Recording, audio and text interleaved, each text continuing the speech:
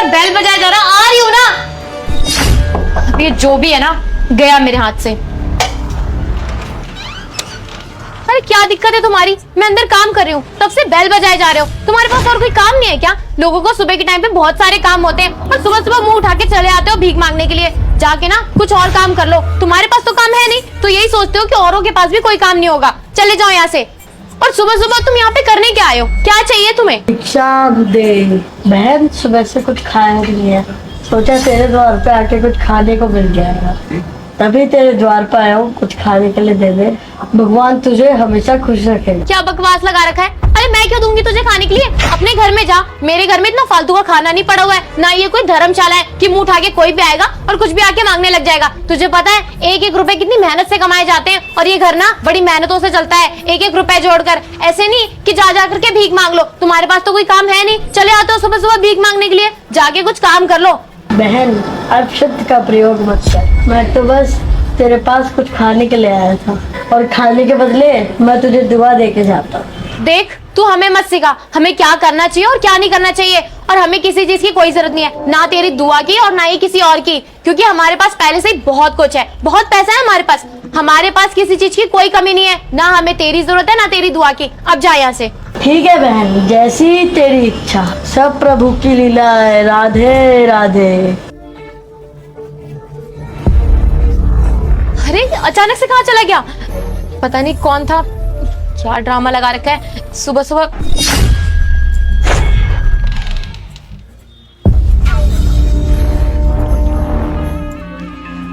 चलो बेटा अब जल्दी से उठ जाओ, ट्यूशन जाना है। क्या हुआ सिया? तुम्हारी तो बॉडी गर्म हो रही है, क्या हुआ बेटा? नहीं, मुझे चक्कर आ रहे हैं। तुम्हें चक्कर आ रहे हैं? बेटा 2 मिनट रुको, अभी ना तुम्हारे पापा को कॉल करती हूँ, वो आएंगे तुम्हें डॉक्टर के पास लेके जाएंगे, फिर तुम ठीक हो जाओगी। रुको मैं कॉल करती हूँ।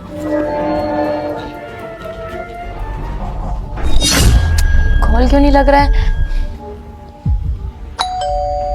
कौन आ गया?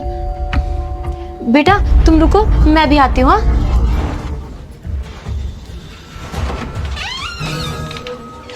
अरे आ गए आप?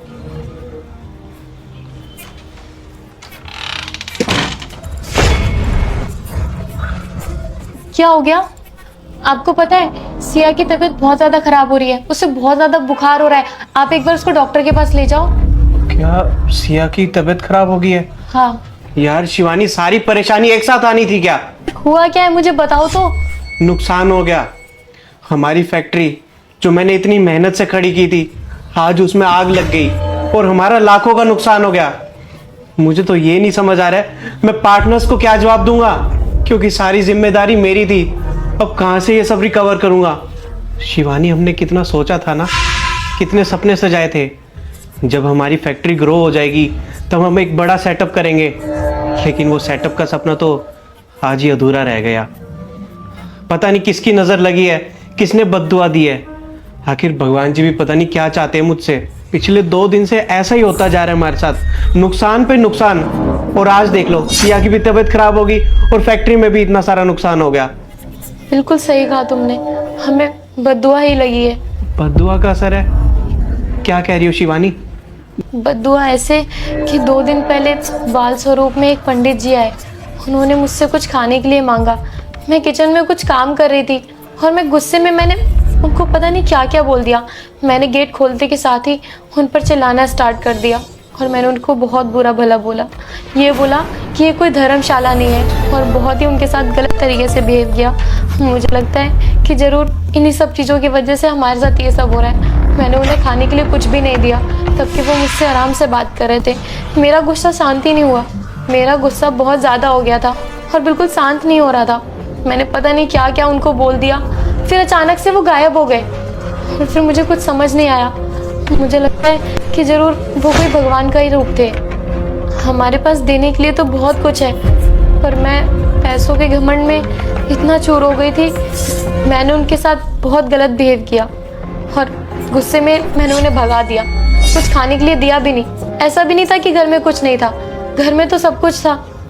इसी वजह से शायद आज हम लोगों को ऐसी बद्दुआ लग गई है और आज एक साथ इतना सब कुछ हमारे साथ हो गया है। शिवानी, उस दिन तुमने सिर्फ उनका नादर नहीं किया, स्वयं भगवान जी का नादर किया है। और तुम एक बात हमेशा याद रखना, अगर भगवान देना जानते हैं तो लेना भी जानते हैं। और उस दिन हो सकता है उस बच्चे के रूप में स्वयं भगवान जी यहाँ पे आए हो और तुमने उनका पेट भरने की जगह उनसे बदतमीजी से बात करी, उनका अनादर किया। शायद इसी की बद्दुआ लगी हमें। हाँ शिवम, तुम बिल्कुल सही बोल रहे हो। मैंने उनके साथ बहुत गलत किया। मुझे अगर कुछ नहीं देना था तो मुझे सीधा मना कर देना चाहिए था। मैंने उनका अनादर किया। लेकिन मुझे एक बात समझ नहीं आ रही है, अब हम करें क्या? अब करना क्या ही है, हमें हमारी गलती का पश्चाताप करने के लिए उनसे माफ़ी मांगनी पड़ेगी, सभी भगवान से माफ़ी मांगनी पड़ेगी। और शिवानी, एक बात तुम हमेशा याद रखना, क्या ज़रूरत थी तुम्हें उनसे बदतमीजी से बात करने की? तुम प्यार से तो बात कर सकते थे ना। अगर तुम्हें खाना नहीं देना था तो मना कर देते। तुमने जो ये बदतमीजी से बात करी ना, शायद उसी चीज़ की बद्दुआ लगी हमें। तुम्हें ना ऐसे किसी भी इंसान का अनादर नहीं करना चाहिए, क्योंकि उनके मुंह से निकली हुई एक एक शब्द हमारे जीवन पे कितना प्रभाव डाल सकता है, इस चीज़ का तुम्हें अंदाज़ा भी नहीं है, चाहे वो बद्दुआ हो या फिर दुआ। हाँ, तुम बिल्कुल सही बोल रहे हो। आज के बाद मैं ऐसा कभी भी नहीं करूँगी। चलो एक बार सिया को देख लेते हैं, उसको डॉक्टर के पास लेके चलते हैं। हाँ चलो।